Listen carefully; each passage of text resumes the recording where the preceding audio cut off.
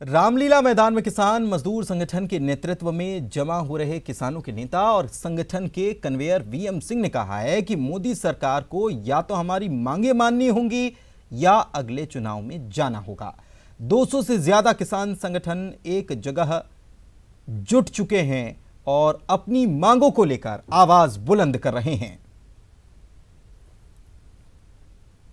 हमारा सवाल तो बड़ा, पिछली बार हम आए थे, हमने 2 बिल पारित किए थे 1 साल पहले, ठीक है, और हमने कहा था इन 2 बिलों को पारित करो। ये 2 बिल क्या हैं? सबको कर्जे से मुक्ति दो और लागत का 1.5 गुना दाम दो, जो स्वामीनाथन ने कहा है, जिसको मोदी जी ने अपने चुनावों के अंदर प्रॉमिस किया था देश को। उत्तर प्रदेश में कहा था सबका कर्जा मुक्त होगा, सबका साथ सबका विकास। उनके पास तो समय नहीं मिला, व्यस्त बहुत ज्यादा है प्रधानमंत्री। हम लोगों ने सबने मिलके 2 कानून बना दिए, जो हमने संसद में रखवा दिए अपने साथी राजू शेट्टी और के रागेश के थ्रू। हमारा अब उनसे कहना था, 21 पार्टियों ने उस पर अपनी मोहर लगा दी कि ये बिल ठीक हैं, इनको सब मिलना चाहिए, माफ़ी भी मिलना चाहिए। और माफ़ी नहीं, हमें मुक्ति चाहिए। माफ़ी होता भीख, हमें भीख नहीं चाहिए। हम देश को खिलाते हैं, हमें इज्जत चाहिए। मुक्ति इसलिए चाहिए, जब महंगाई होती है, आप देखते हो तत्काल महंगाई भत्ता मिलता है।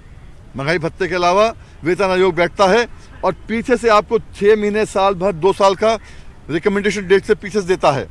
हमारा जो स्वामीनाथन है, ये लागू होना था 2007 में। 1.5 गुना लागत का दाम, आप लागत दे नहीं रहे, हमें 1.5 गुना और मिलना था। 11 साल का अगर हमें मिलेगा पुराना, इतना हो जाएगा जितना हमने कर्जा नहीं लिया।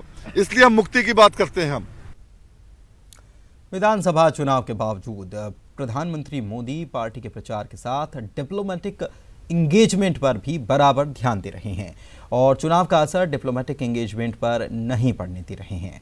28 नवंबर को पीएम ने राजस्थान में पहले 7 घंटे में 2 चुनावी रैलियां की और बाद में दिल्ली लौटकर 1.5 घंटे के बाद ही अर्जेंटीना के लिए वो रवाना हो गए, जहां G20 शिखर सम्मेलन में वे शिरकत करेंगे और साथ ही 25 से ज्यादा अलग अलग कार्यक्रमों में शिरकत करेंगे।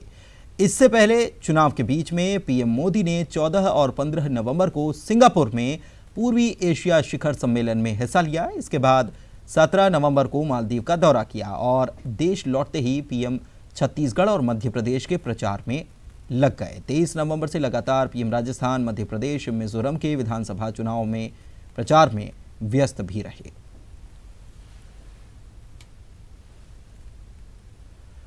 इधर भारतीय अंतरिक्ष अनुसंधान संस्थान यानी कि इसरो ने आज अपने पोलर सैटेलाइट लॉन्च व्हीकल यानी कि PSLV C-43 के जरिए 31 सैटेलाइट्स को लॉन्च किया। इसमें पृथ्वी की निगरानी करने वाले भारतीय हाइपर स्पेक्ट्रल इमेजिंग सैटेलाइट यानी कि HYSIS के साथ 8 अन्य देशों के 30 सैटेलाइट भी शामिल हैं। ये प्रक्षेपण आंध्र प्रदेश के श्रीहरिकोटा में सतीश धवन अंतरिक्ष केंद्र से सुबह 9:58 पर किया गया। PSLV C-43 की ये 45वीं उड़ान है। जिन देशों के उपग्रह भेजे गए हैं उनमें 23 सैटेलाइट अमेरिका की हैं, जबकि Australia, Canada, Colombia, Finland, Malaysia, Netherland और स्पेन के भी एक सैटेलाइट शामिल हैं।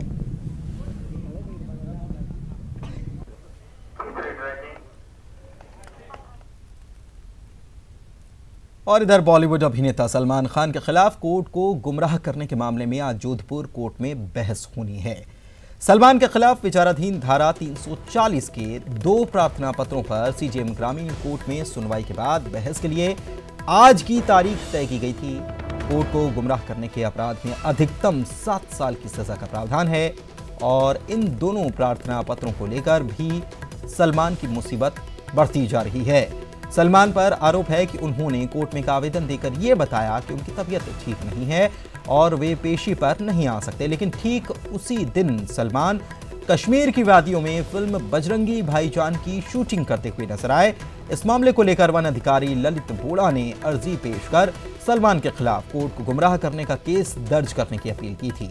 दरअसल सलमान ने अपने हथियार के लाइसेंस को कोर्ट के जरिए बार-बार मांगने पर भी जमा नहीं कराया और कोर्ट में एक प्रार्थना पत्र पेश करते हुए बताया कि उनका लाइसेंस कहीं खो गया है। इसे लेकर सलमान ने मुंबई के बांद्रा पुलिस स्टेशन में 8 अगस्त 2003 में मामला भी दर्ज करवा दिया कि उनके हथियार का लाइसेंस कहीं खो गया। लेकिन जब सलमान ने लाइसेंस रिन्यू कराने के लिए आवेदन किया तब कोर्ट को उनके इस झूठ का पता चला।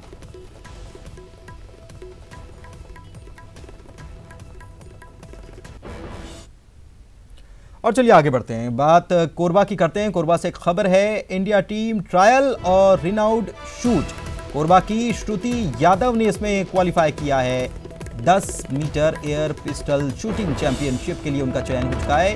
गोल्डन गर्ल के नाम से श्रुति यादव मशहूर हैं। केरल में नेशनल गेम्स चल रहे हैं। छत्तीसगढ़ में 3 साल से श्रुति चैंपियन रही हैं और केरल में भी उन्होंने कमाल कर दिया है और क्वालिफाई किया। अब्दुल हमारे संवाददाता हमारे साथ फोन लाइन पे जुड़े हुए हैं। अब्दुल, अच्छी खबर, श्रुति ने कमाल कर दिया, छत्तीसगढ़ का भी नाम रोशन किया है।